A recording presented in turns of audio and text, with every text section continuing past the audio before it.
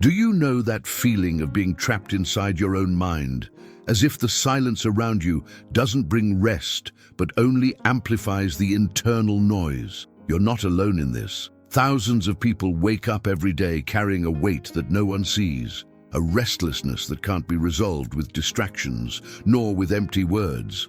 Today, you're going to find out how a powerful prayer, it can be the bridge between the chaos you feel and the peace that comes from God. It's not magic. It's not a formula. It's the opportunity to talking to God just as you truly are, without masks, without rehearsals. And I've saved something special for the final minutes of this video. A biblical truth that will touch your heart in a way you may never have experienced before. Take a deep breath. This conversation could be the beginning of the change your soul has been searching for.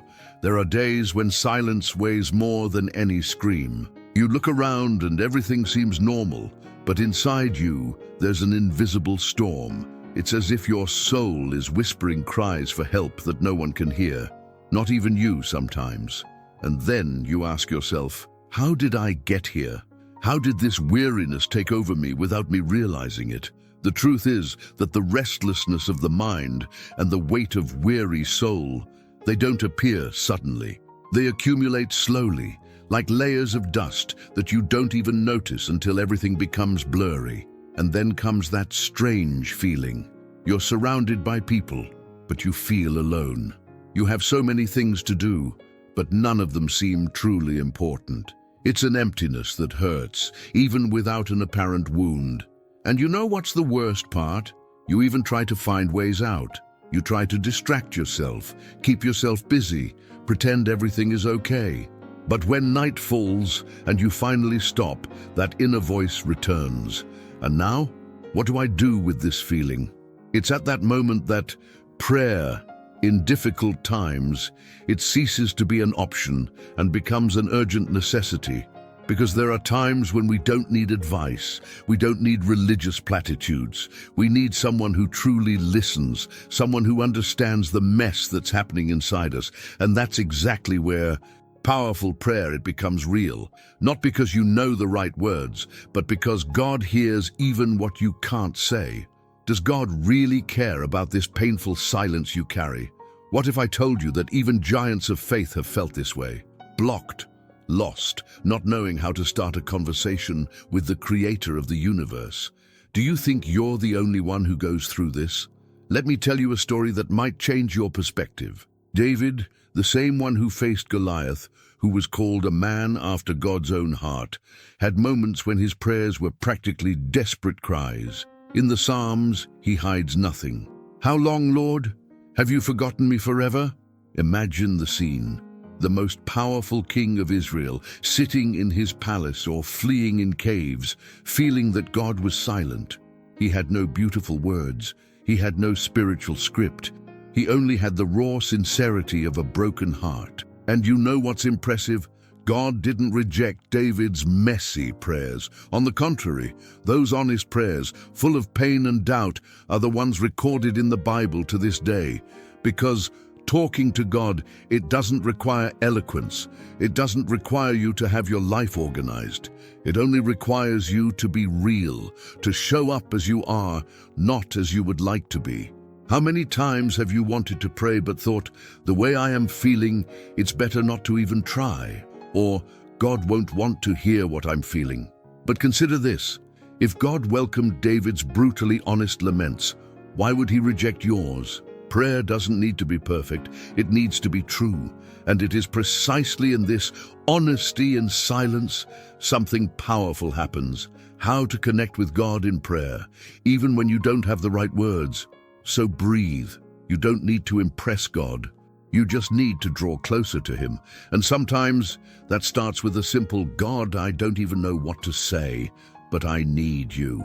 What if the block you're feeling isn't a barrier, but the beginning of a more honest conversation than you've ever had? When you finally let out what's been trapped inside you, something changes. It's not that the problems suddenly disappear. The bill is still there. The relationship still needs fixing. The health is still a concern. But there's a strange, almost inexplicable relief that begins to fill your chest. It's as if someone has finally said, "I heard you, and I'm here." This is the first breath of peace that comes from God. It's not the complete solution. It's not an instant miracle.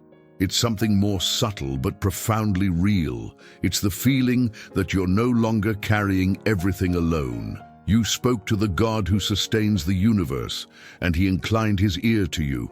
Think about that. The creator of galaxies stopped to listen to you. Jesus said in Matthew 11:28, "Come to me, all you who are weary and burdened, and I will give you rest." Notice the word come. It doesn't mean be perfect first. It doesn't mean organize your life and then show up. It means come as you are. And when you come, even stumbling, he doesn't reject you. He welcomes you. And in that welcoming, the process of begins to receive God's peace. Maybe you don't feel completely different yet. Maybe the anxiety still stings, but something has changed. Now you know there's a safe place you can go, a prayer that brings peace to the heart. It's not a magic formula. It's a relationship that deepens over time. It's a conversation that the more you practice, the more you realize how much you missed it. And the best part, you don't need to wait until you're stronger to continue praying. You can come back now and tomorrow and whenever you need to. The relief you felt was just the beginning. But the beginning of what exactly? Have you ever tried calming your mind with the power of positive thinking? It'll be all right. Relax. Don't worry about it. And what happens? 5 minutes later, there's the anxiety again. The same worries spinning in a loop, your heart racing for no apparent reason. It's frustrating, isn't it?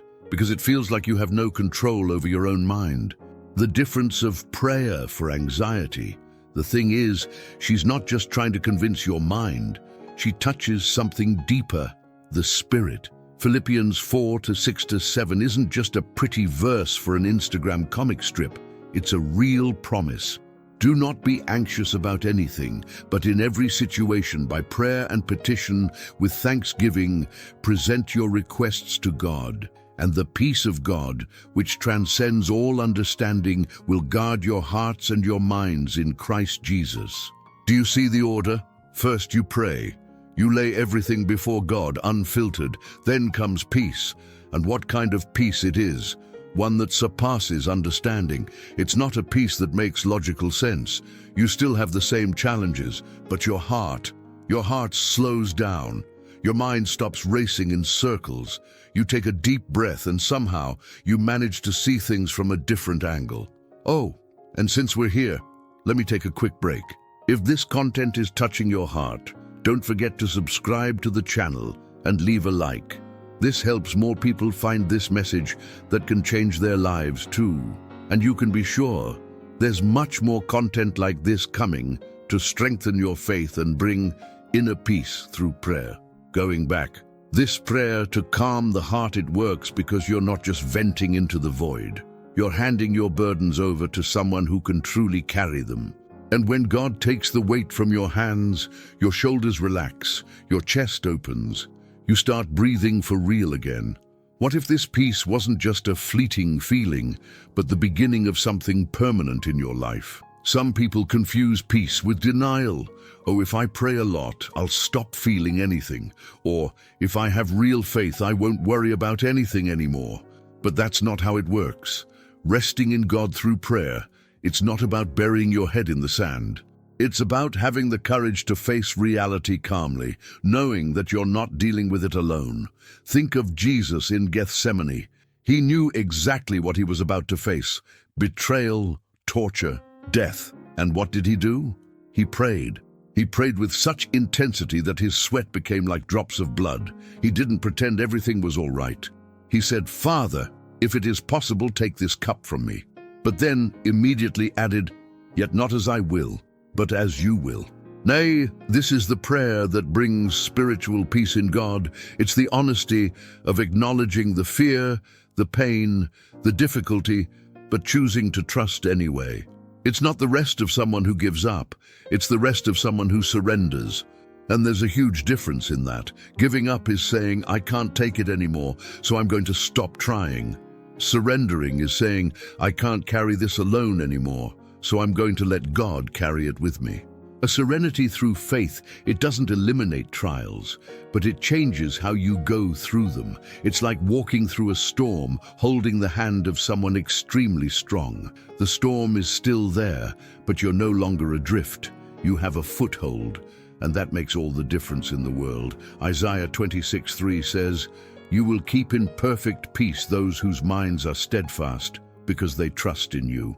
Notice, it's not the absence of problems, it's trust in the midst of problems. And that trust is born in prayer, in that moment when you choose to believe that God is greater than anything you are facing. Giving up control sounds scary, doesn't it? But what if it's exactly what you need to finally find peace? Here's a truth that few people talk about: prayer to strengthen faith. It's not the circumstances that change first, it changes you. And when you change, the way you deal with circumstances is completely transformed. It's as if you gain a new lens through which to see the same situation. You might pray for healing, and it might take time. You might pray for provision, and the money might not appear overnight. You might pray for a relationship, and it might remain complicated. But in the meantime, something is growing inside you, a strength that doesn't depend on things being resolved, a firmness that doesn't come from visible results, but from something much deeper. Trust in God through prayer. Paul understood this like few others. He prayed 3 times asking God to remove a thorn in the flesh.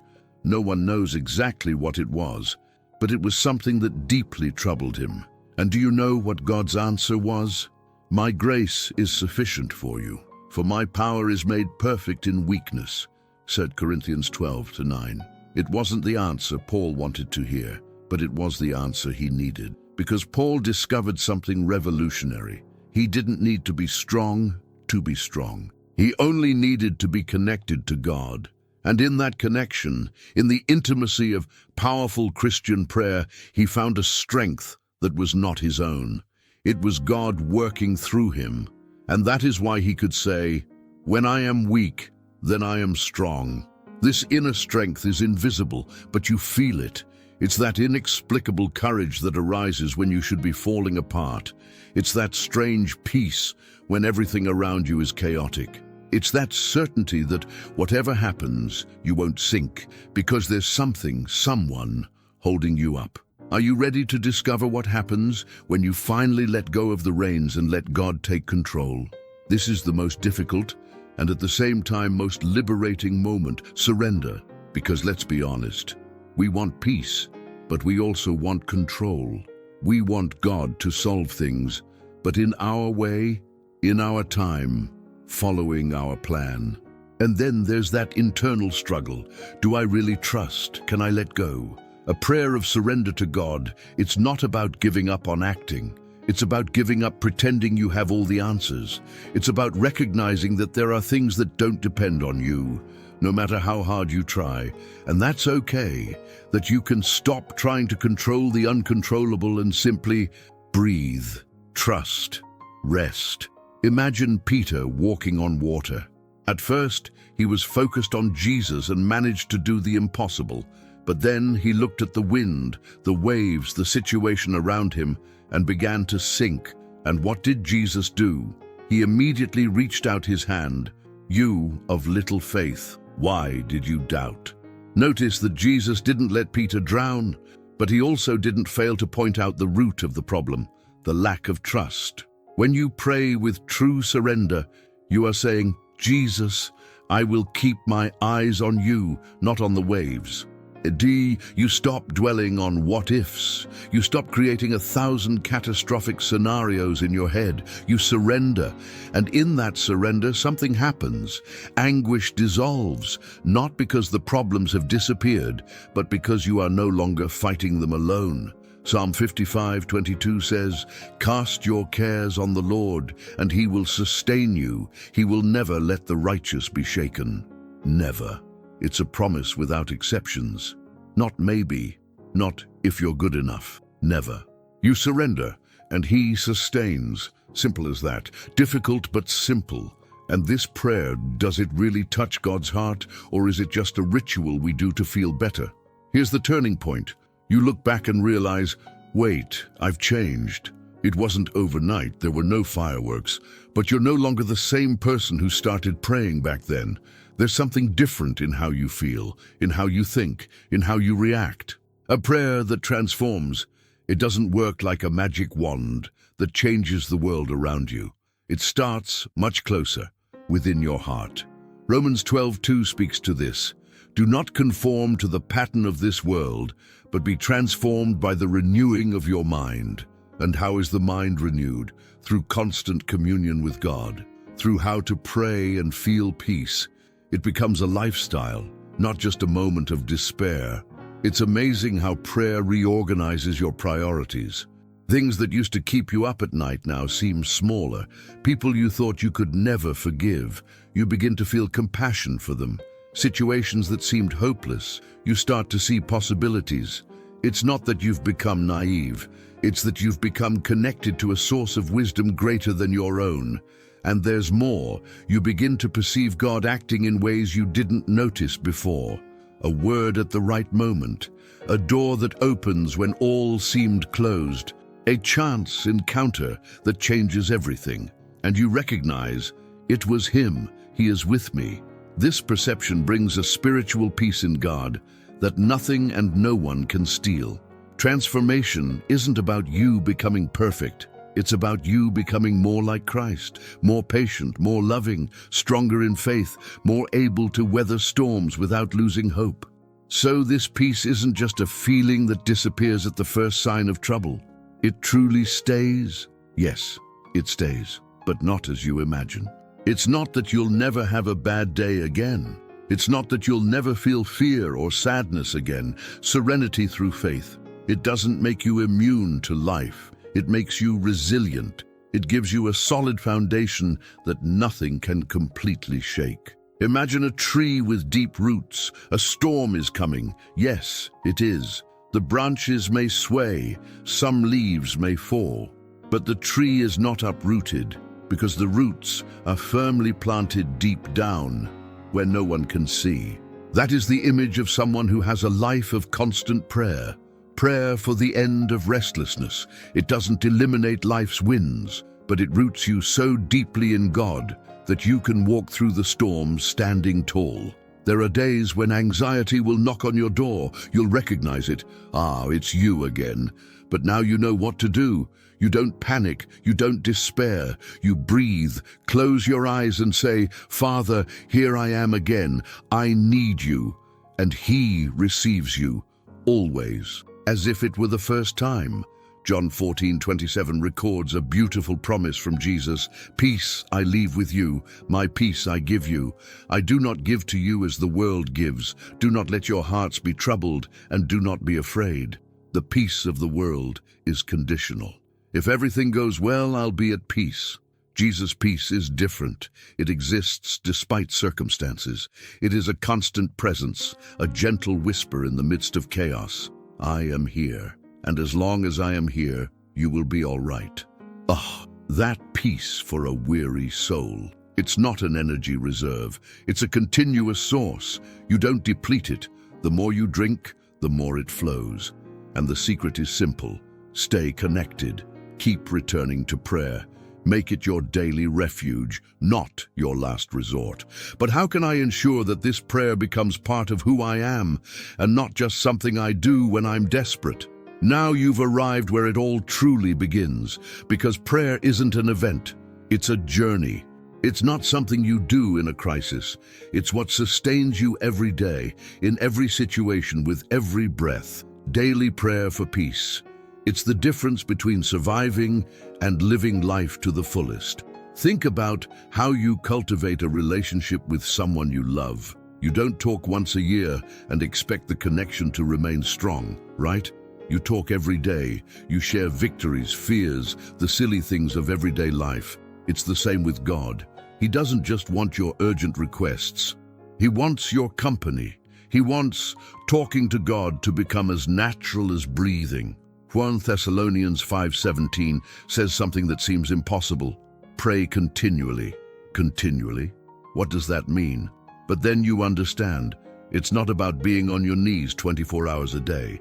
It's about living in constant awareness of God's presence. It's about transforming every moment into an opportunity for communion. Woke up? Good morning, Father. Stuck in traffic? Thank you for this day. Received difficult news. I need you now. This mindset transforms everything. You stop seeing prayer as a religious obligation and begin to see it for what it truly is, an intimate relationship with the Creator. And when prayer becomes a path, you discover that you are never alone again. Even in the darkest, quietest, most painful moments, there is a presence, a peace, a certainty that you are loved and cared for. And you know that promise I made at the beginning, that I saved something special for this moment? Here it is. Jeremiah 29:12-13 says, "Then you will call on me and come and pray to me, and I will listen to you. You will seek me and find me when you seek me with all your heart." Read it again, slowly, and I will hear them. Not maybe, not if you deserve it. I will hear them. And more, you will find me. It is not God who is hidden. It is you who need to seek him with all your heart. And when do you do that? When your powerful prayer does it spring from a sincere, open, thirsty heart. You will find him, and in finding him, you will find everything you have ever sought: peace, purpose, strength, unconditional love. This journey that you started here doesn't have to end. In fact, it's only just beginning. So we've reached the end of this meeting, but not the end of your journey with the prayer that transforms. Look back. You came this far carrying a weight, searching for answers, wanting to feel God's peace in a real and lasting way. And now you know that not only is this possible, but it's within your reach right now. The question remains, what are you going to do with this? Are you going to let this video be just another piece of content you watched? Or are you going to allow it to be the turning point in your spiritual life? Because the truth is, no one can make that choice for you. I can show you the way. The Bible can give you the promises, but only you can take the first step of kneeling, literally or in your heart, and saying, "God, I need you." If this content touched you in any way, don't keep it to yourself. Share it with someone who also needs to hear that there is hope. Leave a comment below telling us what God is doing in your life. And if you're not yet subscribed to the channel, subscribe now to continue receiving messages that strengthen your faith and bring hope, inner peace through the Word. Remember, you weren't created to live in constant restlessness. You were created to have communion with God, to experience His peace, to rest in His arms. And all of this begins with a simple, honest, vulnerable prayer. It begins when you finally decide talking to God the way you really are. Isaiah 41:10 leaves a promise for you to carry in your heart. "Fear not, for I am with you. Be not dismayed, for I am your God. I will strengthen you, I will help you, I will uphold you with my righteous right hand." May this truth resonate within you today, tomorrow, and always. May you find in powerful prayer not just a moment of relief, but a lifestyle, a path of spiritual peace in God that sustains you through every season. Until next time, and remember, you are never alone. God hears you, God sees you, and God loves you more than you can imagine.